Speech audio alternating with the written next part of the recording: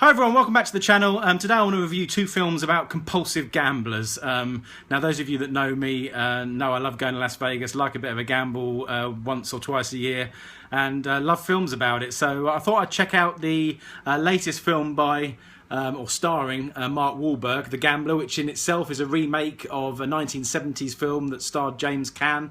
It's got middling reviews, this one, but I'm interested to check it out.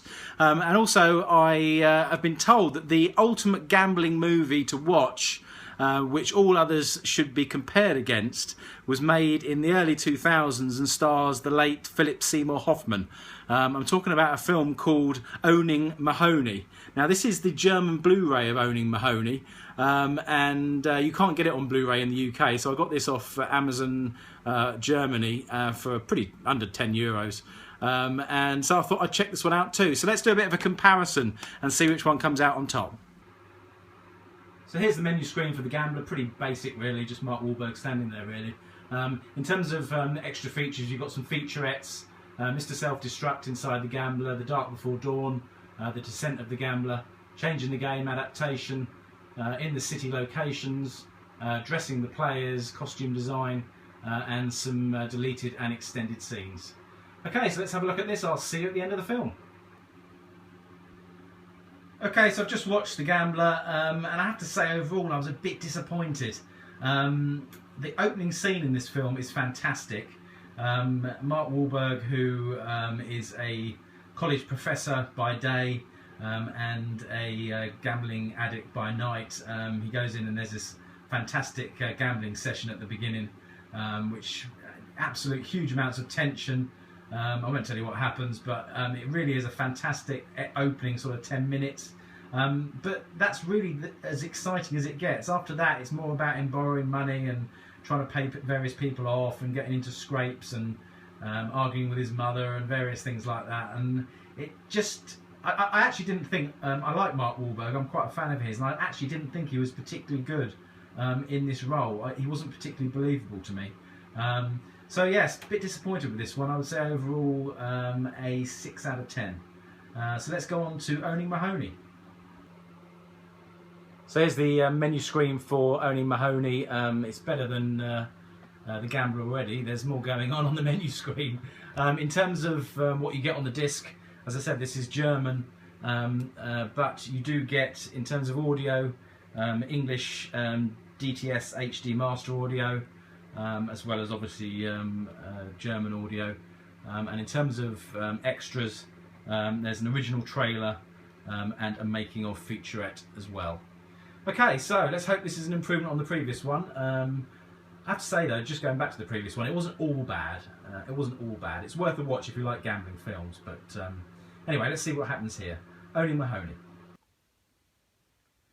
So just watched Owning Mahowny, and I much preferred that film to Mark Wahlberg in The Gambler.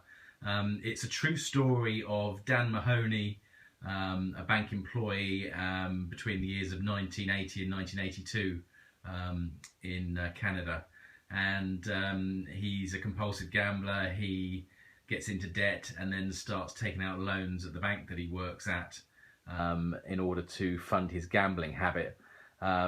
He gambles in a casino in Atlantic City, flies to Vegas with his girlfriend, Minnie Driver, and yes, that's obviously from then on you can watch the film yourself to find out exactly what happens. It's a true story though, which always intrigues me, and you really see the difference in actor, I guess, between Mark Wahlberg and Philip Seymour Hoffman, in terms of just you really feel more for Seymour Hoffman in terms of as things are going from bad to worse. He's just a far better actor really. And it was interesting to see how the film ended, and yeah, really enjoyed it. My only criticism with this film was that the budget was fairly low. So when he went to Atlantic City, you didn't see anything of the boardwalk apart from the boards. When he went to Vegas, you didn't see anything of the Strip or downtown. You really just saw a set that was dressed to look like the inside of a casino, which spoilt it a little bit for me, but I guess that's because I'm sort of a Vegas fan and quite like seeing that type of thing. But in terms of the actual storyline, It was well shot, it was well directed, good pace. Both films are about an hour and 3/4 actually. Yeah, really enjoyed it, so I definitely recommend this. The Blu-ray itself was decent picture quality, DTS HD master audio, as I said before. Yeah, thoroughly recommend the Blu-ray. You can only get it on DVD in the UK, I think, for about £3 on Amazon.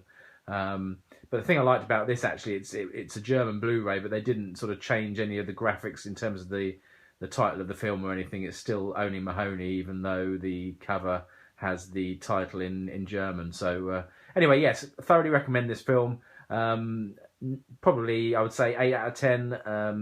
The Gambler, as I said, about 6 out of 10. The Gambler, on reflection, isn't a total failure, but just didn't live up to the first sort of 10-15 minutes. But certainly worth a watch if you like gambling films and Mark Wahlberg. So there you have it. Only Mahowny beats The Gambler in my book. Until next time, stay tuned.